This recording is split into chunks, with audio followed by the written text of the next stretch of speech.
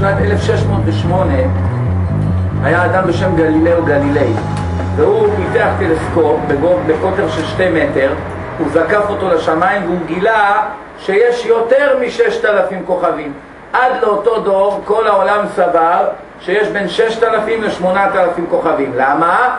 אין לנו את מה שאיננו רואות. מה, אנחנו יכולים לראות שיש עוד גלקסיות? לא יכולים לראות. אחרי חורבן בית המקדש אמרה כנסת ישראל לפני הקדוש ברוך הוא, ריבונו של עולם, אדם נושא אישה על אשתו הראשונה וזוכר את מעשה הראשונה, ואתה עזבתנו ושכחתנו. אמר לה הקדוש ברוך הוא, ביתי, י' ב' מזלות בראתי ברקיע, ועל כל מזל ומזל בראתי לו 30 חיים, ועל כל חיים בראתי 30 ליגיון, ועל כל ליגיון בראתי 30 רעתון, ועל כל רעתון בראתי 30 קרטון, ועל כל קרטון בראתי לו 30 גיסטרה, ועל כל גיסטרה תליתי בו 365,000 ריבו זה רבבה, כוכבים.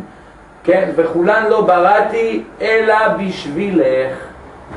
י"ב זה 12 כפול 30 כפול 30 כפול 30 כפול 30 כפול 30 כפול 365,000, כן? 365,000, תוסיפו עוד 4 אפסים של ריבו, רבבה, כוכבים. מספר הכוכבים המדויק בעולם, כמו שניתן לעם היהודי לפני 3,300 שנה, זה מספר הכוכבים המדויק בעולם. והיום, אם תראו מה אומרים אנשי המדע, למי שיש אינטרנט, ייכנס לבריטניקה, בריטניקה אונליין, במילה stars, כוכבים, ושם כתוב, the number of the stars in the universe today is approximately 1/18.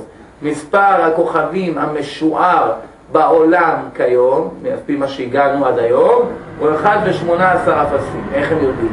פשוט מאוד, הם שלחו לוויינים, הרבה לוויינים, הם צילמו את הגלקסיות, ויש מגה קומפיוטר שפשוט סופרים את כל הנקודות שהם צילמו.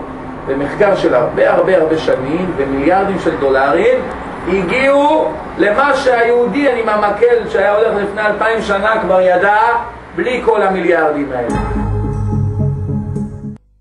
ב-50, 60, 70 שנים האחרונות רואים את ההתכנסות למה שכתוב בתורה.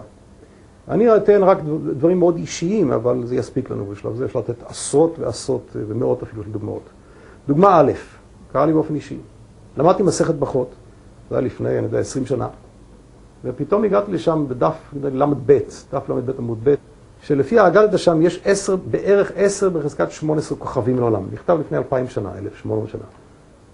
אל 10 בחזקת 18 כוכבים ביקום. אז, להגיד דבר כזה. שוב, לפני כשנתיים ישבתי עם בחור פה מאסטרופיזיקה, דוקטור לאסטרופיזיקה, והוא התקרב אז ליהדות, אז למדתי איתו קצת רמח"ל.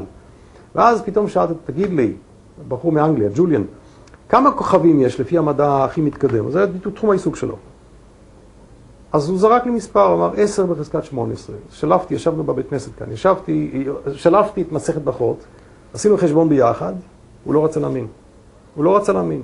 שאז טענו חכמי ישראל, לפני כמעט 2,000 שנה, שיש 10 בחזקת 18 כוכבים. מה זה 10 בחזקת 18? זה מיליון כפול מיליון כפול מיליון. זה מה שאומר המדע, זה מה שאומר המדע היום.